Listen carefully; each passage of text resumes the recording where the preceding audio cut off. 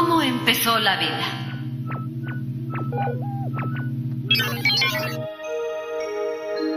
La Tierra se formó hace unos 4.500 millones de años junto con el resto de los planetas del Sistema Solar.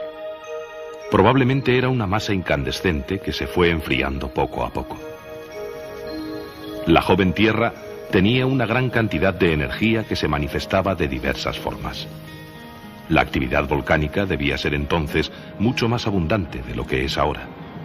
Enormes masas de roca incandescente ocuparían grandes territorios. El calor interno haría que la temperatura de la superficie fuese bastante más alta que en la actualidad.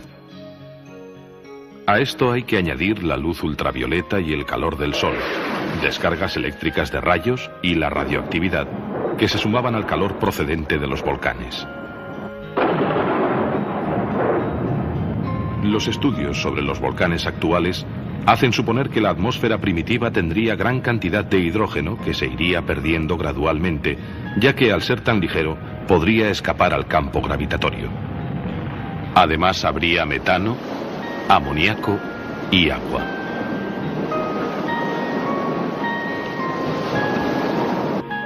En 1924, el científico soviético Alexander Oparin lanzó la teoría de que la vida se podía haber formado a partir de esos componentes primitivos de la atmósfera sometidos a tremendas descargas eléctricas. En los océanos primitivos se formarían unos compuestos orgánicos sencillos que constituirían un medio ideal para el desarrollo de la vida. En 1953, Stanley Miller de la Universidad de Chicago, con la ayuda de Harold Urey, reprodujo en un laboratorio la atmósfera primitiva mezclando metano, amoníaco, agua e hidrógeno.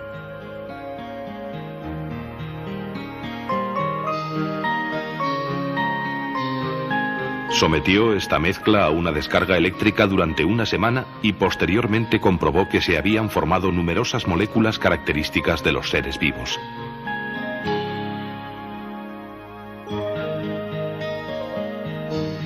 Miller demostró que los gases de la atmósfera primitiva de la Tierra, expuestos a una gran cantidad de energía, pudieron combinarse para formar compuestos orgánicos similares a los que se encuentran en los seres vivos.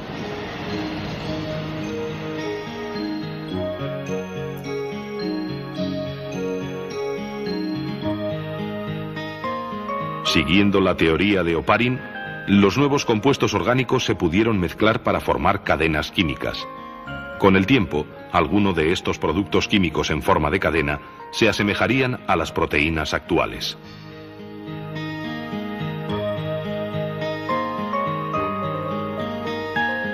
Otras moléculas antiguas fueron, sin duda, versiones elementales de los ácidos nucleicos.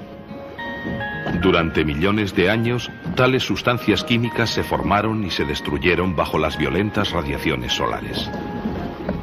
Pero a medida que pasó el tiempo, alguna de estas moléculas debió alcanzar un grado tan alto de organización que le permitió duplicarse. Estas moléculas, que probablemente eran ácidos nucleicos, en su proceso de evolución lograron incorporar proteínas a su estructura. Así nació una relación entre las dos clases de moléculas. Con una membrana que les confirió cierta autonomía, las proteínas y ácidos nucleicos formaron las primeras unidades de vida.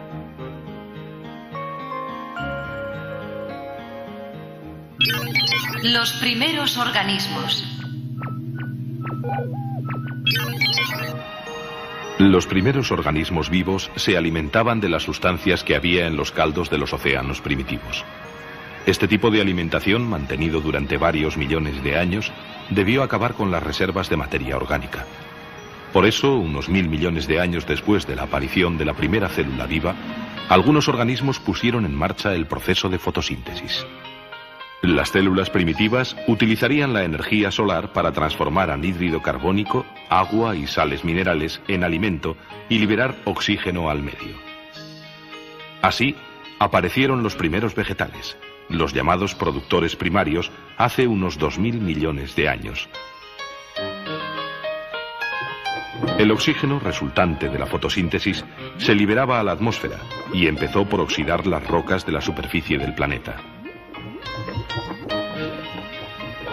Después se fue acumulando en la atmósfera hasta que se acabó formando la capa de ozono, que absorbe la mayor parte de las radiaciones ultravioletas del Sol.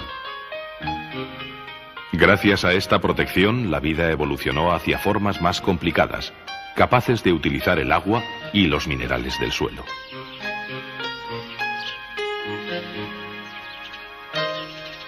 Harían falta millones de años para que los organismos vivos fueran adquiriendo el aspecto con que ahora los conocemos.